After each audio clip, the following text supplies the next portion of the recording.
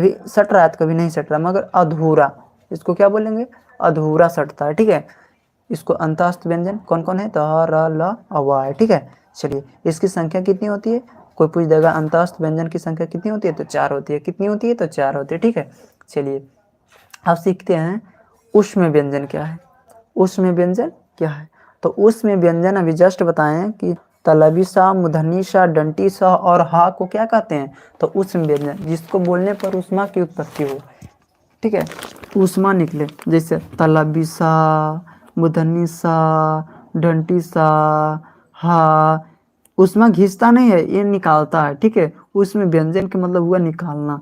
तलबी सा, मूर्धनी सा, दंती सा और हा का उच्चारण रगड़ या घर्षण से उत्पन्न होता है और उस वायु से होता है, अतः इन्हें ऊष्म व्यंजन कहते हैं। इनकी कुल संख्या कितनी होती है, 4 होती है, ठीक है। ऊष्म व्यंजन की कुल संख्या कितनी होती है, तो 4 होती है। ऊष्म व्यंजन की कुल संख्या कितनी होती है, तो 4 होती है, ठीक है।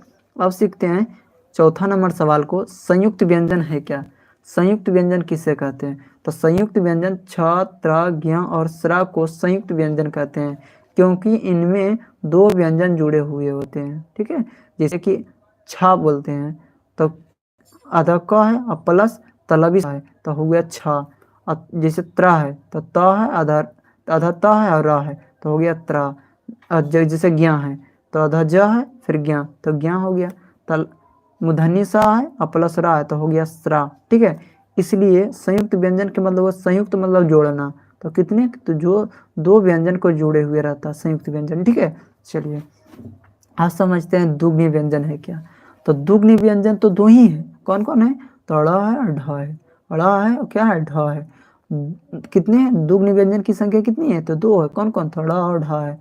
दुग्नी व्यंजन कहते हैं ये ड़ और ढ के नीचे बिंदु देने से बनते हैं। इनका प्रयोग प्रायतः किसी शब्द के बीच या अंत में होता है। इसका प्रयोग, दुग्नी व्यंजन का प्रयोग कहाँ होता है, कि इसका प्रयोग बीच में, इसका प्रयोग कहाँ करेंगे, बीच में करेंगे या कहाँ करेंगे, तो अंत में करते हैं, ठीक है। किसका प्रयोग, तो दुग्नी व्यंजन का प्रयोग कहाँ करेंगे, बीच में करेंगे या कहाँ करेंगे, तो अंत में करते हैं, ठीक है। चलिए अब चलिए अब सीखते हैं इसमें अनुस्वार्ग, ठीक है। अनुस्वार्ग है क्या, चलिए अब अनुस्वार्ग और चंद्रबिंदु और विसर्ग को थोड़ा समझ लेते हैं, उसके बाद इस चैप्टर को हम क्या करेंगे, अध्ययन करेंगे और अगले दिन ला पाएंगे, ठीक है। चलिए अनुस्वर, चंद्रबिंदु और विसर्ग क्या है, तो अनुस्वर कहने का मतलब हुआ जो कि जैसे लिखते हैं चंदन, तो ऊपर यहाँ पे बिंदु देते हैं ना, ऐसे बिंदु बिंदु, ठीक है, बिंदु, जैसे कि यहाँ पे देखिए दिया हुआ है बिंदु, इसी को क्या कहते हैं, अनुस्वर। जो बिंदु पर में लिखा हुआ रहता है उसे क्या कहेंगे, अनुस्वर। इसका उच्चारण नाम और मुंह से होता है, इसका नाक और मुंह से होता है। इसका उच्चारण कहाँ से होता है, कहेगा अनुस्वर का उच्चारण कहाँ से होता है, तो इसका नाक और मुंह से होता है। आधा पंचपन के बदले भी होता है, ठीक है। चलिए अब देखते हैं चंद्रबिंदु है क्या। चंद्रबिंदु जो है, चंद्रबिंदु देखिए चांद, आधा चांद ऐसे करके यहाँ पे क्या रहता है, चांद रहता है, ऐसे करके वो जैसे ओम में ऊपर में कैसे रहता है, चांद्रयन, वही चंद्रबिंदु।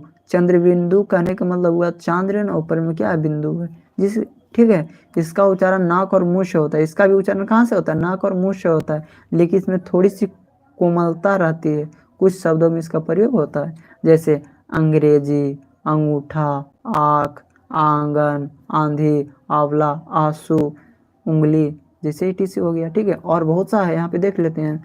अब समझते हैं कि विसर्ग है क्या, ठीक है। विसर्ग थोड़ा समझ लेते हैं। विसर्ग में कह रहा है इसका उच्चारण हा की तरह होता है।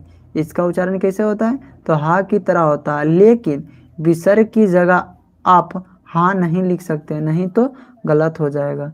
अनुस्वार्ग और चंद्रबिंदु की तरह इसे भी अयोगवाह माना गया है। इसका प्रयोग संस्कृत के शब्दों में देखा जाता है।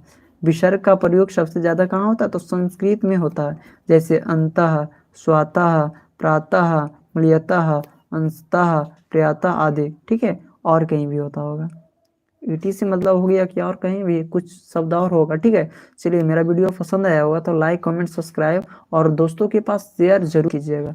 Thank you for watching.